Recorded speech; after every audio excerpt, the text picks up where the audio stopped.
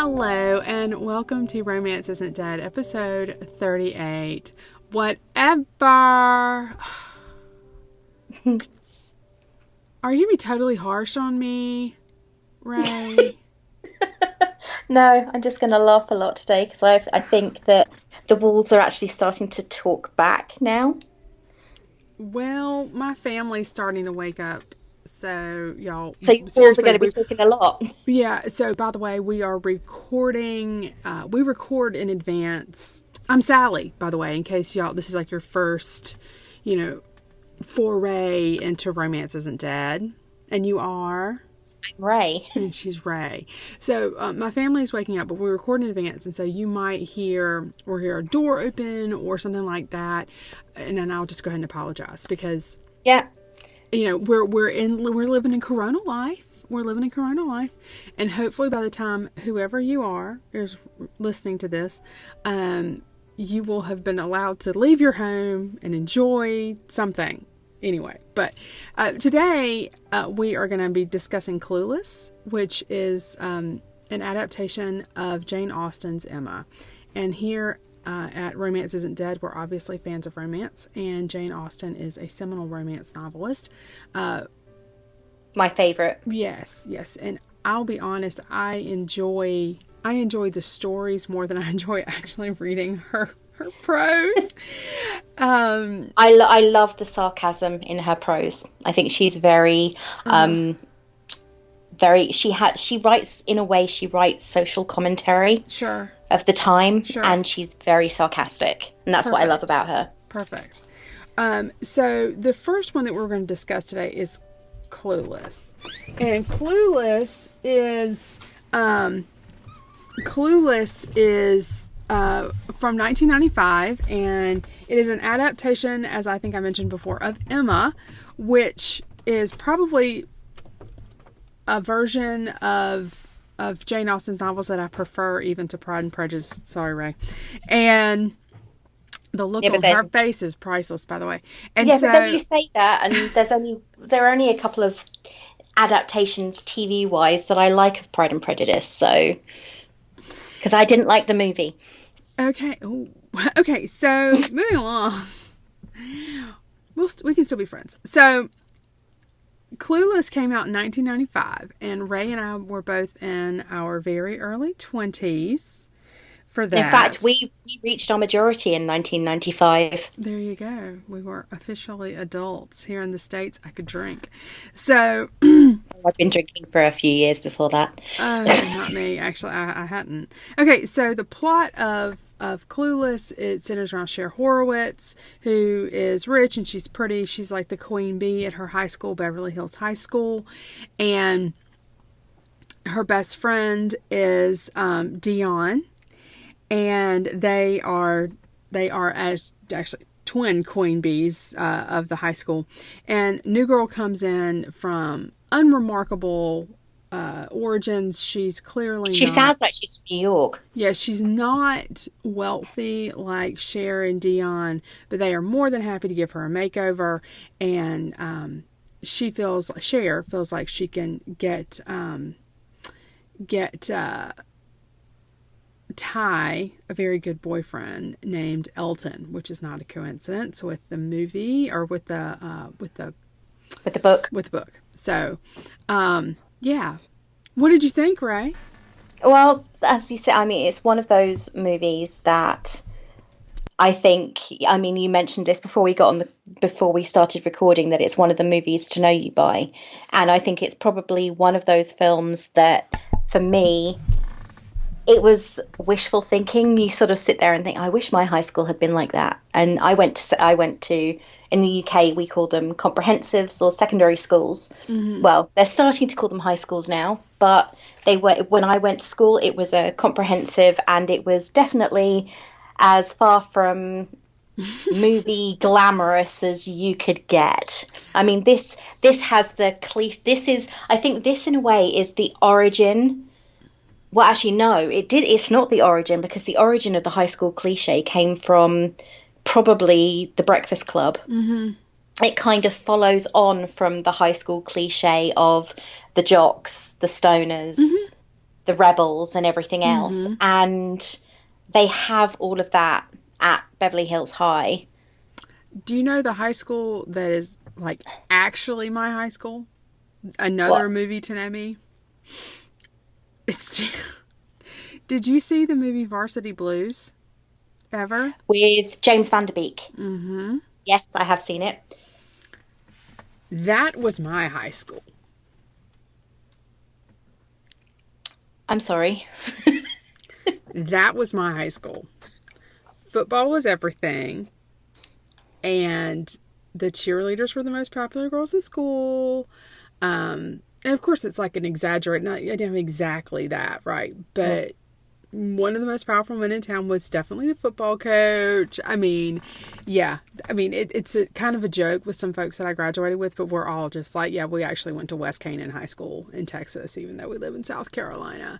So, it's funny where there's this high school cliche, but there is truth to a lot of this, in terms of like, you have your niche and that's where you fit, and do not think that you're going to move outside. And if you do move outside of it, something crazy has happened. Something has happened and changed things, right? It's not. Yeah. See, that's the thing that always made me, I think, with Clueless, there's no visible, the sports facilities are really feeble. There is no mention of a football team. There are no cheerleaders. The popularity is all to do with financial status. Mm-hmm. Mm-hmm. Which is also, it also helps determine if you make the football team or the squad sometimes. Yeah, too. but they didn't have either of those, or it didn't they seem didn't like show they them had in this either of movie. those. Right. No. Right. Okay, so,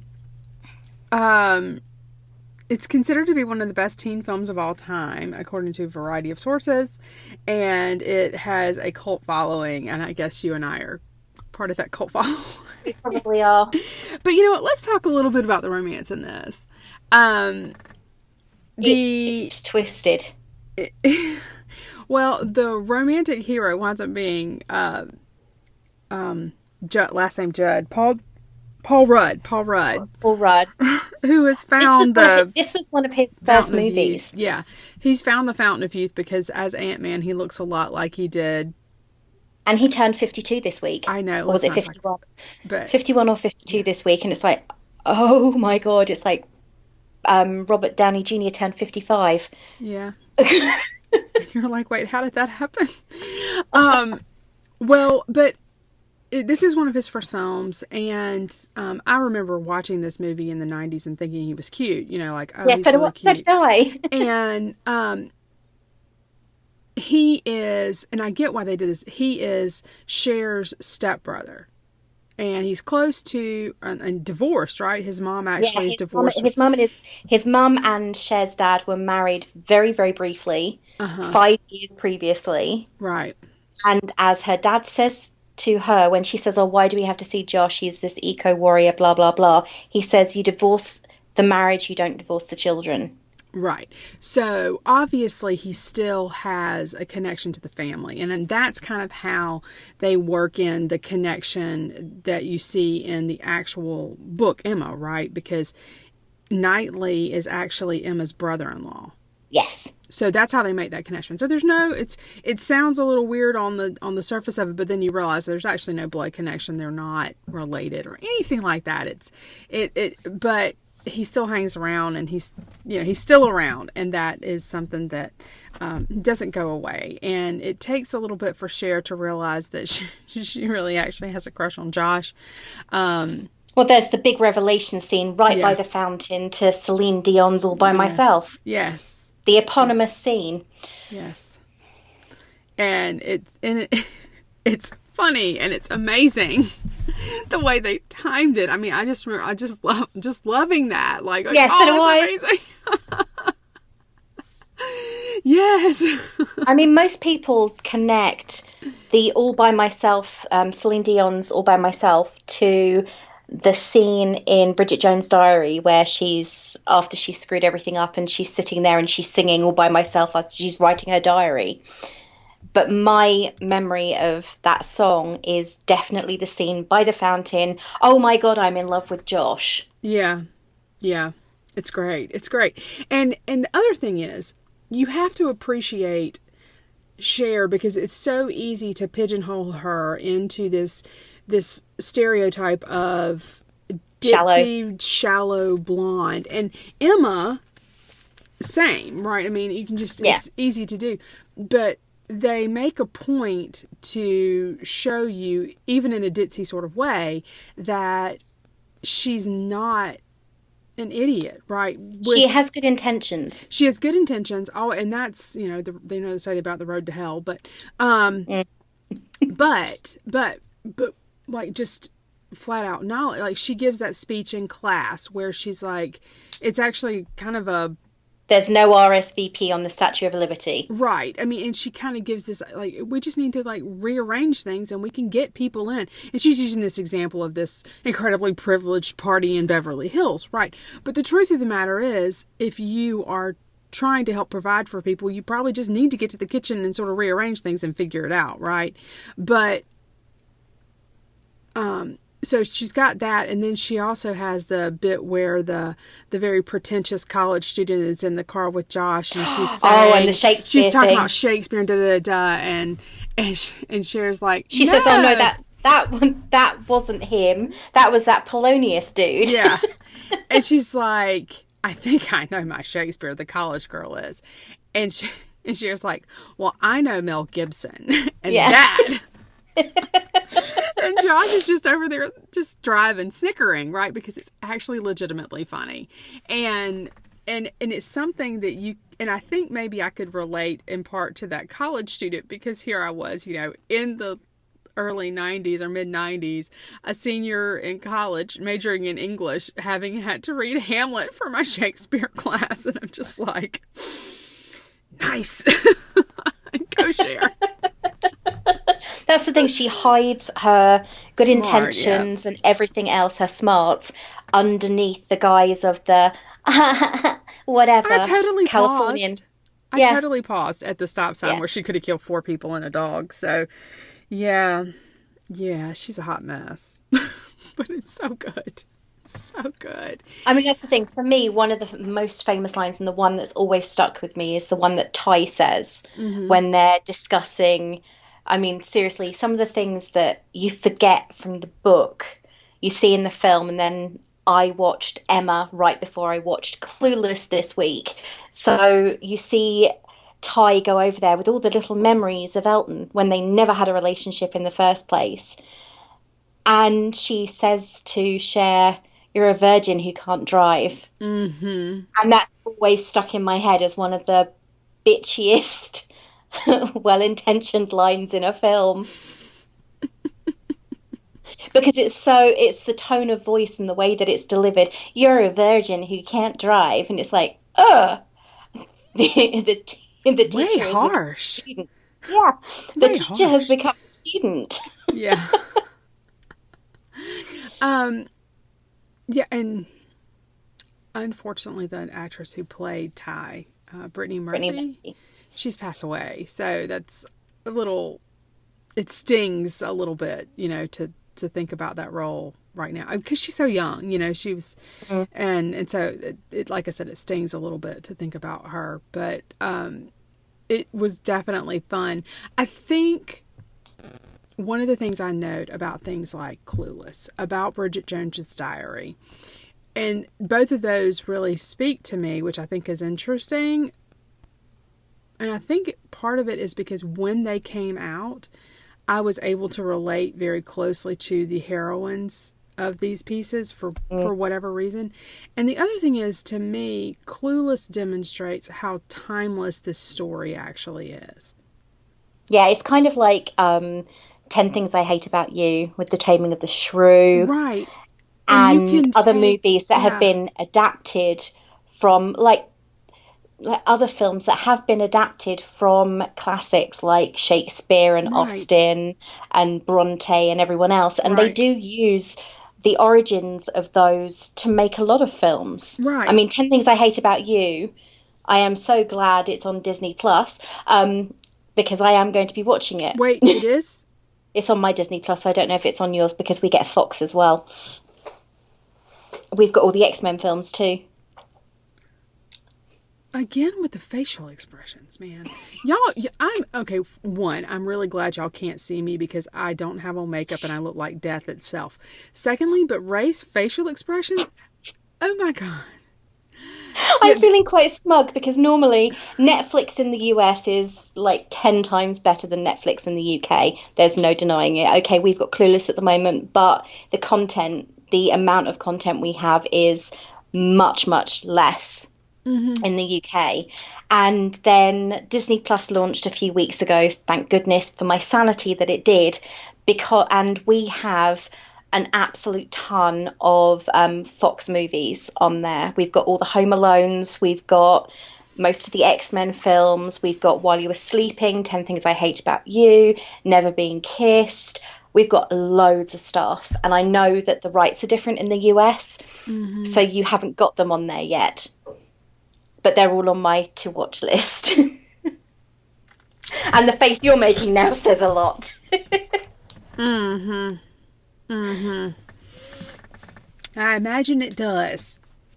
I'm quite happy because it means I've got stacks more to watch. Having said that, I did discover that Descendants 3 arrived on our Disney Plus yesterday, and I watched the other two last week, and they actually have a really good soundtrack. But that's neither here nor there. I have 3 young girls I know. Those soundtracks are killer. I know.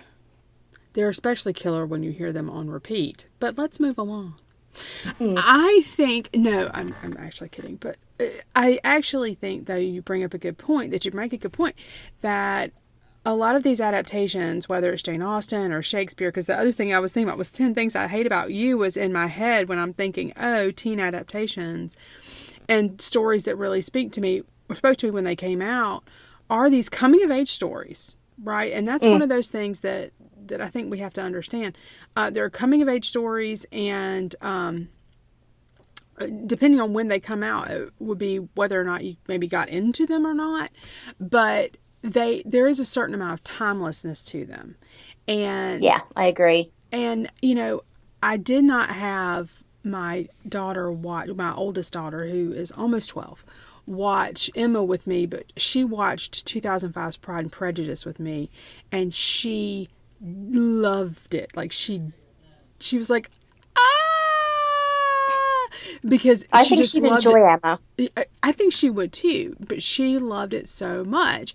So, as I said, I think there's some timelessness to these stories that maybe we don't always appreciate the first time we see them, or we pick up a romance novel or whatever. And I think that's really important. This is romance. 100% this is romance. And everybody ends up with someone at the end. Yes. Even Elton ends up with Amber. They really kind of deserve each other. Yeah, well, that I will come on to in Emma. Yeah. Because there's a reason for that. But you look, Ty ends up with Travis, who right from the very start was perfect for her. Yeah. I have a funny story about the actor who plays him. Embarrassing for me, though. I went to Canada with my cousin. Well, I went to Canada to visit my cousins back in the probably about 96, 97. So not long after. No, it was 96. So it was the year after Clueless had come out. Mm-hmm. And I was walking along White Rock Beach, which is really famous in Vancouver. And we just purchased ice creams, and we were walking along the beach. And I turned to my cousin and I said, "That guy over there looks really familiar." And I still can't remember his name. And she said, "What do you mean? He looks familiar?" And I said, "He looks familiar." And all of a sudden it clicked with me, and I just ran along the beach. "Oi, guy from Clueless!" "Oi, guy from Clueless!" And my cousin's looking at me as if to say, "What?" And I said, "It's the guy from Clueless." So we both ran along the beach yelling, "Oi, guy from Clueless!" because we couldn't remember his name. Oh, no. It's Breckenmeyer. Bless. That. Oh, bless. No, honey. As I said, funny story, probably more embarrassing for me. But It was a fun celebrity sighting, and I got my exercise for the day. Oh, Probably there you ran go. off the ice cream.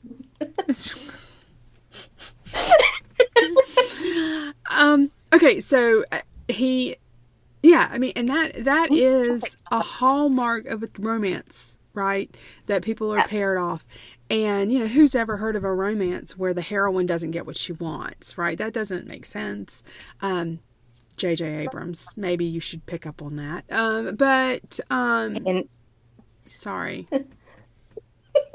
It's still Or raw. maybe it's Chris Terrio that should pick up. Maybe the both of them should pick up on that the heroine should always get what she wants at the end of a romance story. It's still really raw. I'm bitter. I've said this before. I'll die mad about that film. I absolutely will. She's not getting around it. It's terrible. Okay, moving along. But no, this movie is an excellent example of feminine gaze in terms of, that was written by a woman. The source material was written by a woman, and it focuses in on girls. And while it does utilize some stereotypes, it seriously was a fun movie. And it's not fair that it's not on Netflix in the United States, but okay. It was on Netflix in the United States until probably about 3 weeks ago. Well, it's interesting to see. It's not helpful for me now. No, it's interesting to see the movies that Amy Heckerling, who was the director of Clueless, had done. She did Fast Times at Ridgemont High. Uh-huh. She did National Lampoon's European Vacation. Interesting. She likes working with Paul Rudd because she also worked with him on I Could Never Be Your Woman with Michelle Pfeiffer. He plays the younger man, even though I think he's almost the same age as Michelle Pfeiffer. A Night at the Roxbury. Loser with Mina Suvari, and all of the Look Who's Talking movies. Interesting. And she also worked on the TV version of Clueless, which we didn't even get into. I don't know that I ever saw. I don't know that would translate well. It didn't really. It had the original character who plays Amber in it, and Rachel Blanchard played Cher Horowitz, which was a very weird recasting. It ran for, I think, maybe 2 seasons, but it wasn't. I mean, it was late night viewing for me over here. It wasn't something that I'd go, it's on at 7:00, I must switch on the TV. It was late night. If there's nothing else on TV, I will watch it, kind of thing. Fair. Well, so I think we both really enjoyed Clueless. Oh yeah, definitely. And it really does play fun with stereotypes. So I would tell anybody to give that a go, that show a go, or that movie a go. How do you think it aged, though?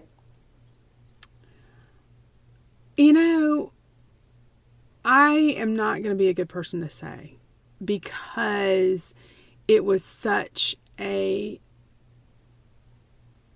seminal part of the 90s for me that I can't take it out. Does that make sense? Like I can't look at it through that lens at all. Kind of like Dirty Dancing and Footloose for the 80s. Right. But I can do that a little bit better with those movies because they didn't matter as much to me as this one did.